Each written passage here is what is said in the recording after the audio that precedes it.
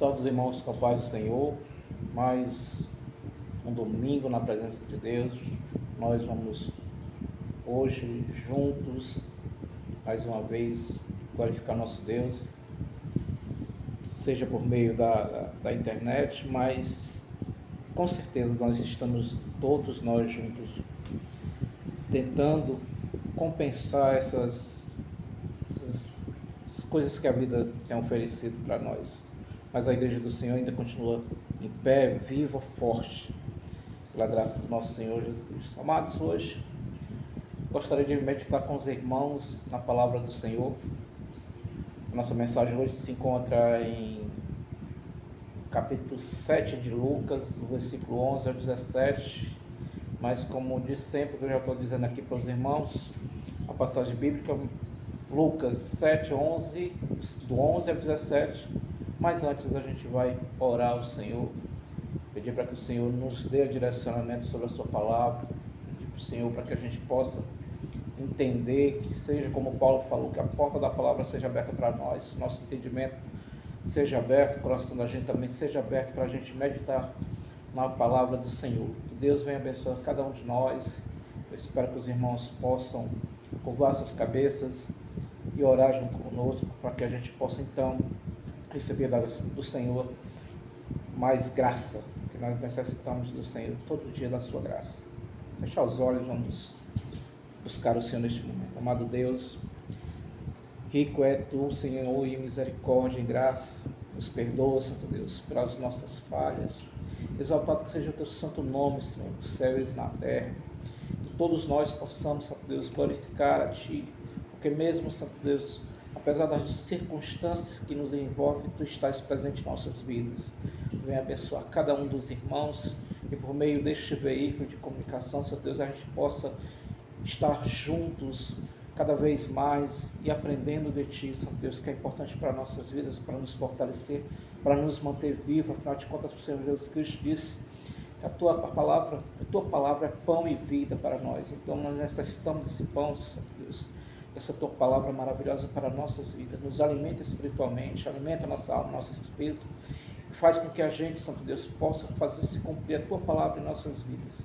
Tem misericórdia, olha para cada um de nós, olha para os irmãos que estão enfermos, os irmãos que estão com algum tipo de necessidade, Santo Deus, seja físico, seja material, Santo Deus, mas que Tu possa, Santo Deus, estar presente na vida deles, principalmente na vida espiritual deles, porque cada um de nós necessitamos, Santo Deus, dessa fortaleza que és Tu, Santo Deus. Vem em nome do Senhor Jesus Cristo nos abençoar, nos dar graça para que a gente possa ter este momento contigo. Em nome de Jesus, desde já nós já te agradecemos. Amém. Amados, Lucas, capítulo 7, do 11 ao 17, vai nos trazer uma lição muito gloriosa da parte de Deus. Eu já em outro tempo já tinha falado desta mensagem, algumas coisas, mas quando a gente abre as Escrituras, a gente aprende cada dia mais coisas novas, e o Senhor tem nos dado esta certeza de que quando a gente abre a palavra dele, é como um manancial vivo, cheio de bênção para nos dar, e a gente vai aprender mais um pouco, mais algumas lições sobre este capítulo, sobre esses versículos que o Senhor tem nos ensinado. O título da nossa mensagem hoje é A Viúva de Naim. A gente já falou em outro momento, mas agora a gente vai meditar mais um pouco nessa palavra e descobrir o que é que ela tem tão importante para nos dizer hoje, já que esses dias são tão complicados para nossas vidas, mas aqui tem uma lição muito grande para nossas vidas nesse dia de hoje. Vamos ler a palavra do Senhor, que diz o seguinte: logo depois, Jesus foi a uma cidade chamada Naim, e com ele iam os seus discípulos e uma grande multidão. Ao se aproximar da porta da cidade, estava saindo um enterro do filho único de uma viúva. Uma grande multidão da cidade estava com ela. Ao vê-la, o Senhor se compadeceu dela e disse: não chores. Depois se aproximou e tocou no caixão, e os que carregavam pararam, e Jesus disse: jovem, eu te digo, levanta-se. O jovem sentou-se e começou a conversar, e Jesus entregou a sua mãe. todos ficaram cheios de temor e louvaram a Deus. Um grande profeta se levantou entre nós, dizia eles: Deus interveio em favor do seu povo. Essa notícia sobre Jesus espalhara-se por toda a Judéia e regiões circunvizinhas. Mas, irmãos, a palavra que você pode até dizer assim: não, a gente já leu tantas vezes a gente lê, mas aqui tem algo precioso para nossas vidas hoje. Nós vamos começar com algumas curiosidades. Eu acho que toda vez que a gente lê esta mensagem, a gente diz assim: a viúva de Naim.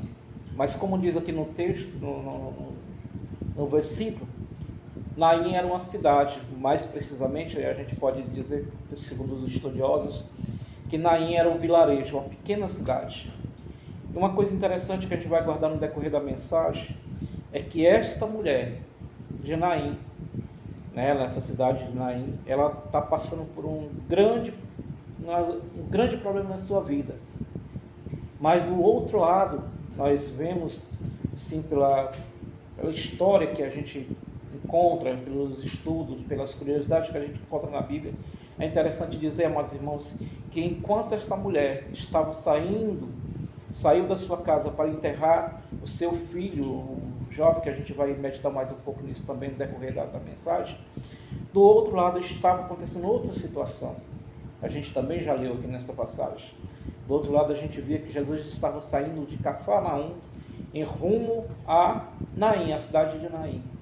E aí a gente vai guardar esses pequenos comentários para no decorrer da história a gente ter uma luz melhor para a nossa mente. Então a gente vê Jesus saindo de uma cidade para outra, só que no percurso o Senhor Jesus Cristo ele encontrou diversas dificuldades, porque nós encontramos na história que Jesus Cristo tinha uma grande multidão cercando ele, mais os seus 12 discípulos, e nós vemos lá da outra ponta a mulher saindo de Naim para enterrar seu filho, e segundo os historiadores contam, quando saía da cidade já havia o cemitério e ali enterrava o seu ente querido, ou a pessoa que fosse enterrada naquele momento. Amados, vamos meditar um pouquinho na vida desta mulher. Esta mulher era uma mulher hebreia, a gente percebe nós estamos falando aqui de um povo de Deus, e a gente percebe que esta mulher era uma mulher hebreia. E assim como toda mulher naquela época, naquela cultura, naquele povo lá, esta mulher tinha, você não vai encontrar isso nas escrituras, são informações que a gente pode ilustrar, na verdade, as situações. A gente vê que era costume daquele povo, daquelas mulheres, elas desejar para a vida delas o que todos nós, ou seja o homem, seja a mulher, ter um futuro brilhante em nossas vidas, ter um futuro de conquistas.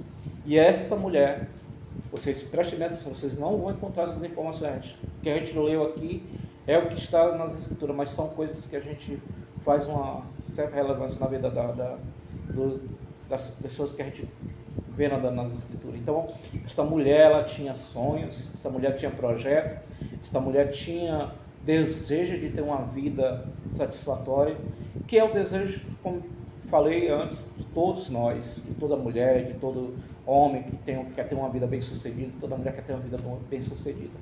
E nós encontramos, amados irmãos, a situação dessa mulher, muito interessante, porque ela vai nos mostrar algo muito curioso. Apesar dos seus sonhos, apesar de suas realizações, o que ela queria, ela conseguiu. Ela conseguiu um bom esposo. Como era da cultura deles, era primordial para cada uma daquelas famílias que o seu primeiro filho fosse um homem. Não é discriminando a questão da mulher, mas era o costume deles, era a cultura deles. Então, que ela tivesse um bom marido, tivesse o primeiro filho fosse homem, justamente para dar continuidade à descendência do seu marido e ali ser lembrado pelas outras pessoas como uma família estruturada, Então, o primeiro passo dessa mulher, ela conseguiu realizar o seu sonho, conseguiu casar com um homem trabalhador, um homem esforçado, um homem que ia manter, um homem provedor, como era da cultura não só deles, mas da nossa hoje em dia também. E toda mulher quer ter um homem que provê, traga provisões para sua casa. E ela tinha, ela conseguiu isso, ela conseguiu se realizar. E a gente percebe que ela era uma mulher que tinha sonhos. E esses sonhos, de fato, até um certo momento ela conseguiu.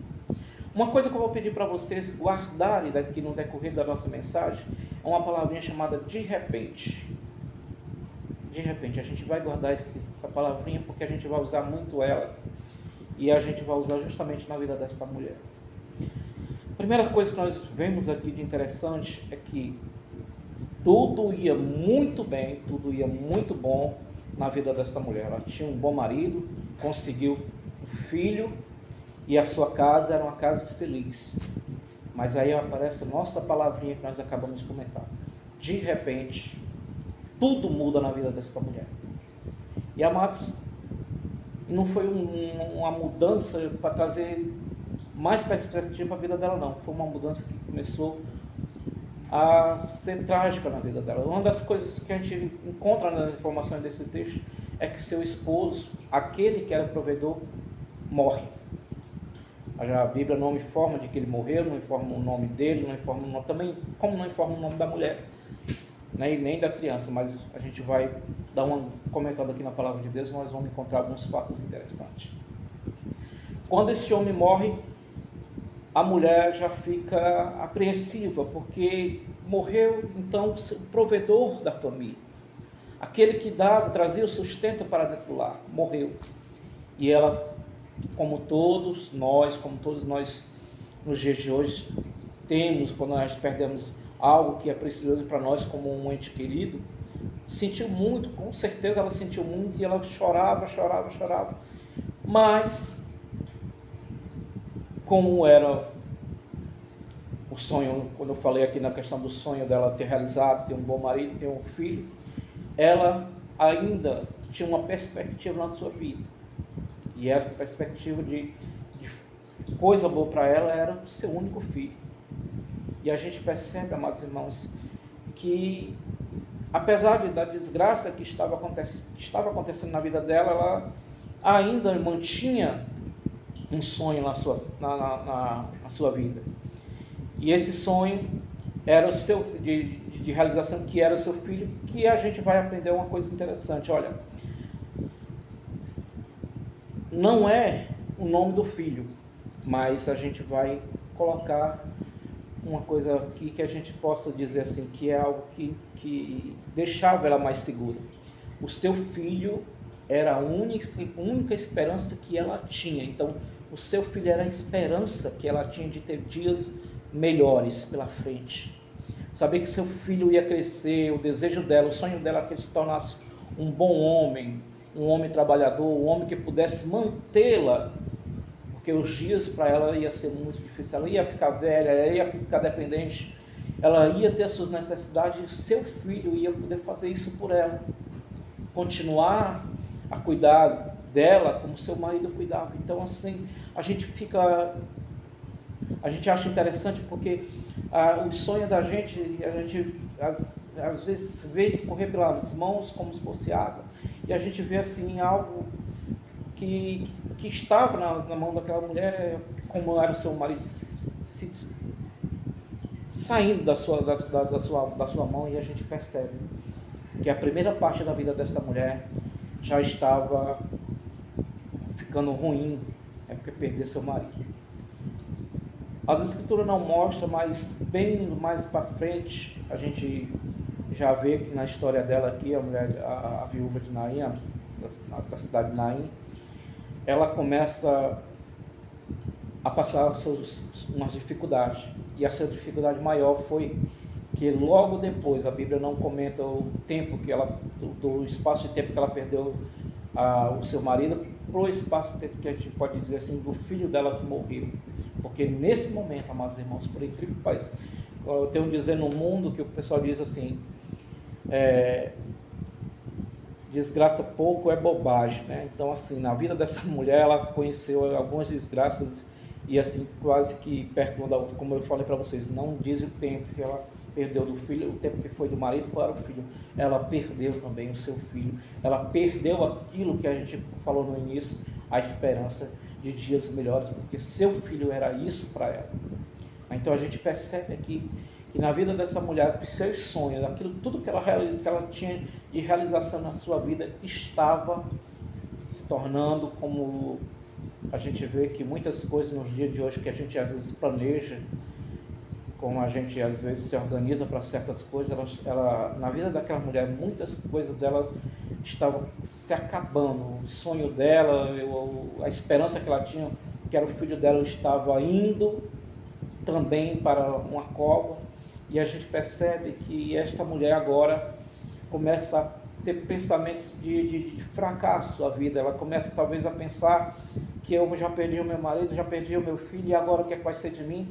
Porque é uma coisa que poderia acontecer de bom na vida dela se tivesse algum familiar que pudesse acolhê-la, mas a Bíblia não diz, mas com certeza essa mulher, talvez se ela não tivesse, vamos colocar assim, se ela não tivesse esses familiares, ela ia ser uma mulher que ia estar nas ruas mendigando pão, ia tentar viver de alguma forma, mas o sonho dela estava acabando. O que é que isso traz de lições para nós, amados irmãos?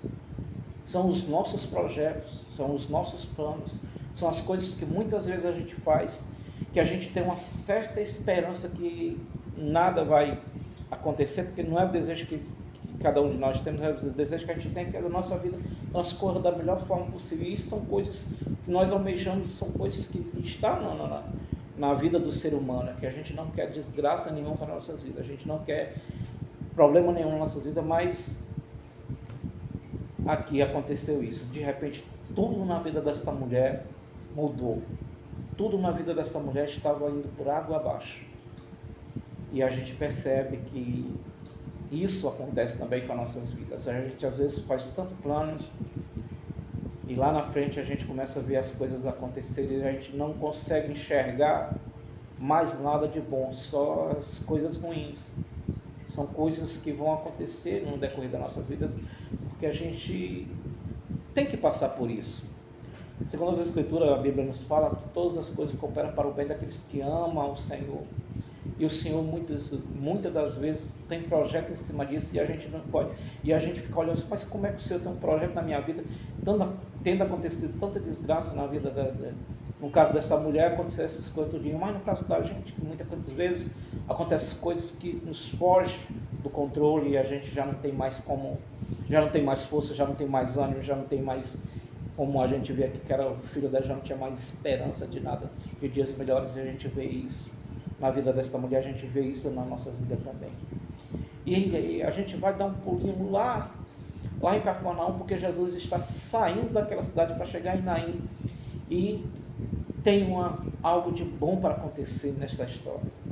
Esta mulher estava indo junto com a multidão enterrar seu filho.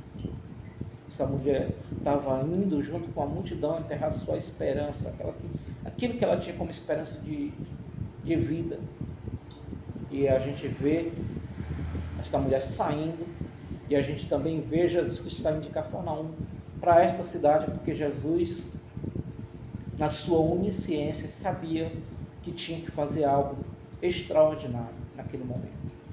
A gente vê Jesus indo ali para aquela cidade, e não foi, a gente não pode dizer assim que foi algo por coincidência, alguma coisa, não foi como alguns pastores costumam dizer, Jesuicidência, que é algo que Jesus tem planejado, e a gente vai ver uma coisa interessante acontecer. Jesus chega à cidade de Naim, e a grande multidão, tanto que vinha com Jesus, como as que vinham com a mulher, elas se encontram. E ali a gente vê um dos milagres que a Bíblia diz, que a Bíblia fala, que esse daqui é um dos 3 milagres de ressurreição que o Senhor Jesus Cristo fez. O primeiro, segundo os escritores, segundo os estudiosos, diz que esse daqui foi o primeiro milagre de ressurreição, que foi o filho da viúva de Naim. Depois vem o de lá, depois desse aqui vem da menina que o Senhor ressuscitou, e depois vem o de Lázaro. Então houve esses 3 milagres de ressurreição feitos por Jesus.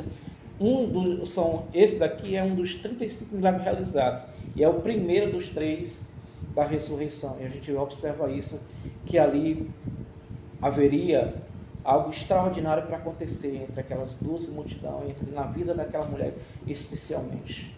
A gente percebe, amados irmãos, que esta mulher poderia se enquadrar naquele versículo que a gente lê de vez em quando, que a gente muitas vezes fala para os irmãos: o choro pode durar a noite, mas a alegria vem pela manhã.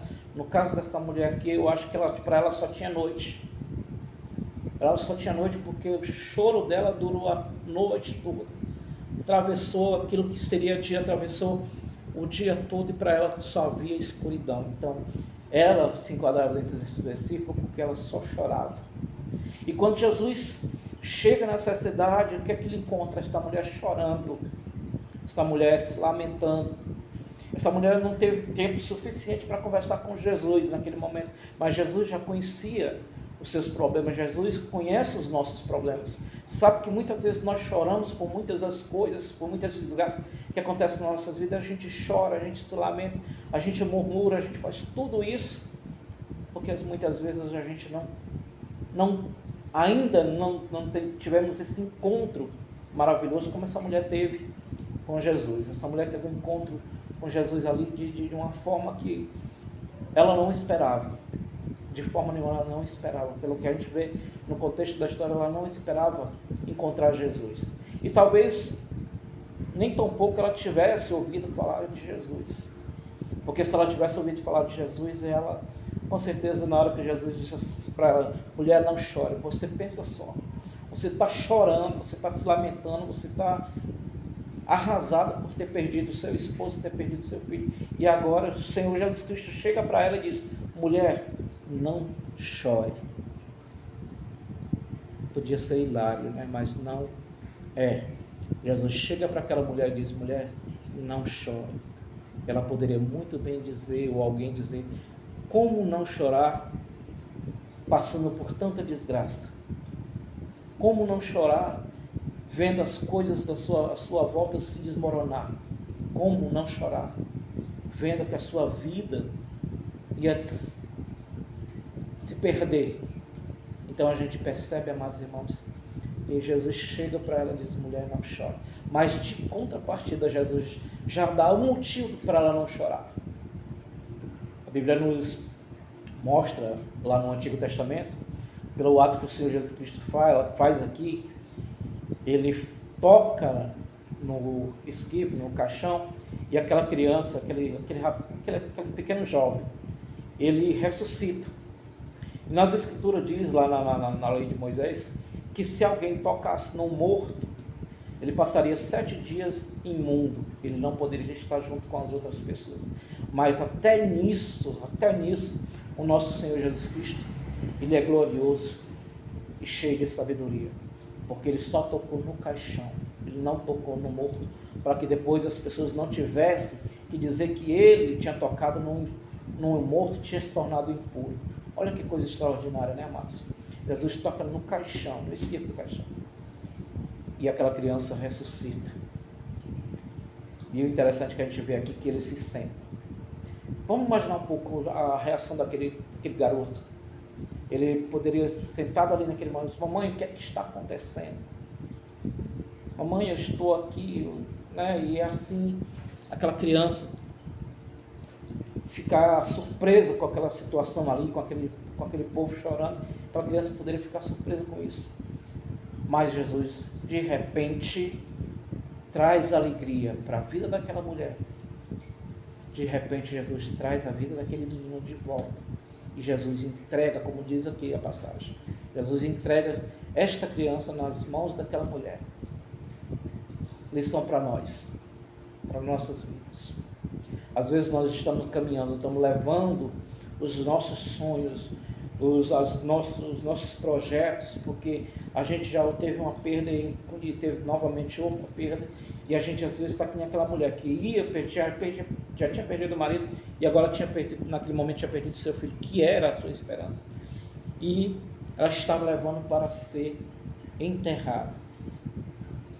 Uma outra coisa que a gente vê de interessante nessa história aqui, diz que algumas pessoas dizem que Deus às vezes se atrasa nos seus feitos na nossa vida. Não é verdade. Aqui a gente vê que Jesus, se a gente for parar um pouquinho para meditar, se fosse nos dias de hoje, se tivesse de usar o Google para essas coisas, e tivesse naquele tempo estrada, tudo asfaltado, tudo direitinho, e tivesse carro, Jesus teria gasto 35 minutos para chegar de Cafarnaum a Naim. Mas os contratempos de Jesus foram maiores. A gente volta para o texto e a gente percebe que de Cafarnaum para Naim, Jesus gastou 10 horas para chegar. Olha só que coisa interessante. Mas Jesus chegou até aquela mulher na hora certa, porque o enterro estava saindo da cidade para o cemitério que ficava às portas da cidade. E Jesus chega na hora. Lição para nós. Muitas vezes, quando a gente quer enterrar os nossos sonhos, quando a gente quer enterrar os nossos projetos, de repente Jesus vai chegar e vai mudar tudo em nossas vidas.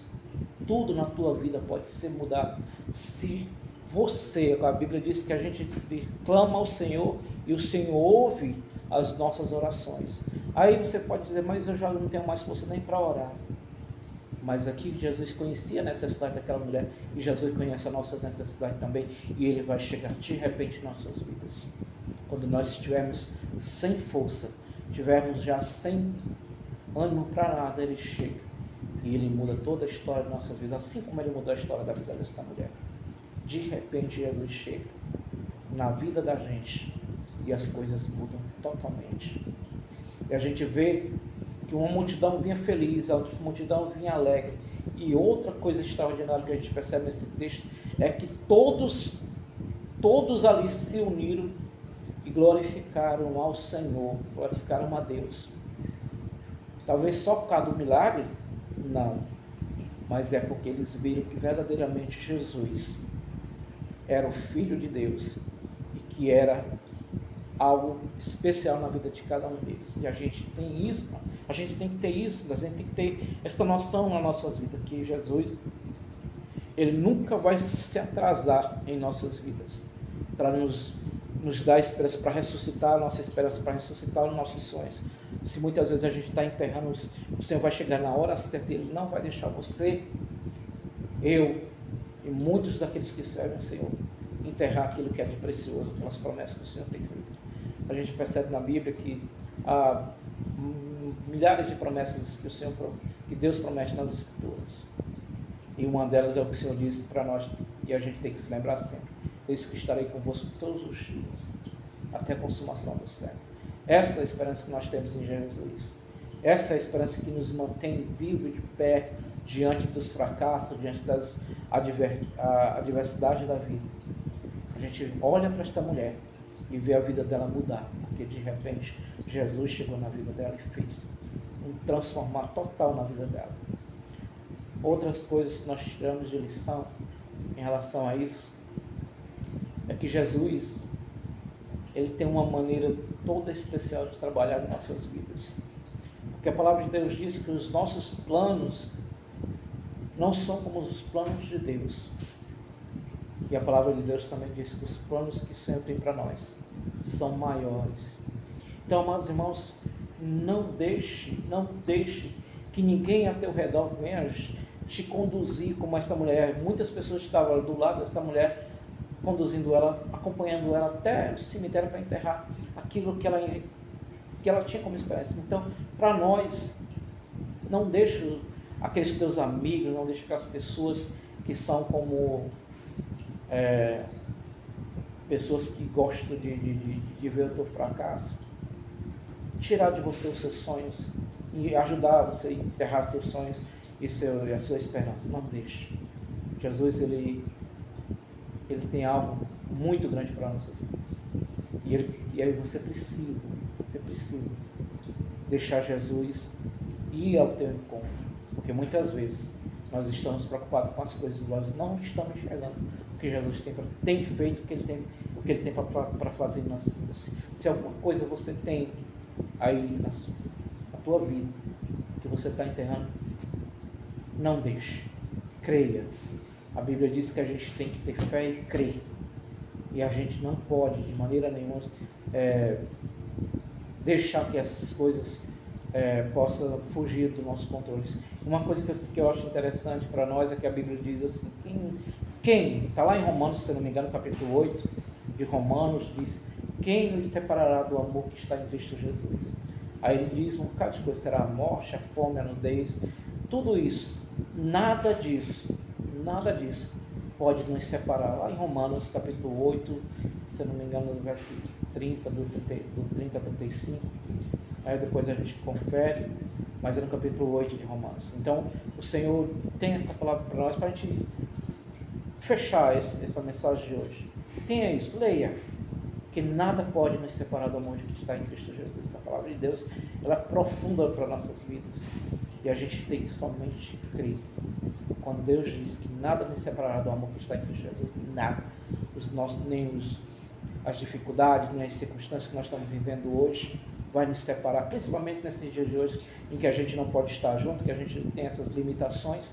Nada disso pode nos separar do amor que está em Cristo Jesus, e é por isso que a gente hoje estamos unidos, apesar de ser por um meio de comunicação, mas nós estamos unidos na esperança de que o Senhor está conosco em todos os momentos, em qualquer lugar. Por isso, amados irmãos, eu te peço que medite, olhe para esse texto, como eu pedi para você meditar no texto passado, na mensagem passada. Medite, pode ser assim: Senhor, fala para mim mais alguma coisa, mostra o que essa mulher tinha, que hoje eu estou passando, e que eu preciso desse encontro contigo. Peço, Senhor, Ele vai te iluminar, Ele vai te dizer muita coisa. A gente lê esse texto, às vezes a gente lê várias e várias vezes, encontra muitas situações que pode trazer uma lição de vida para cada um de nós.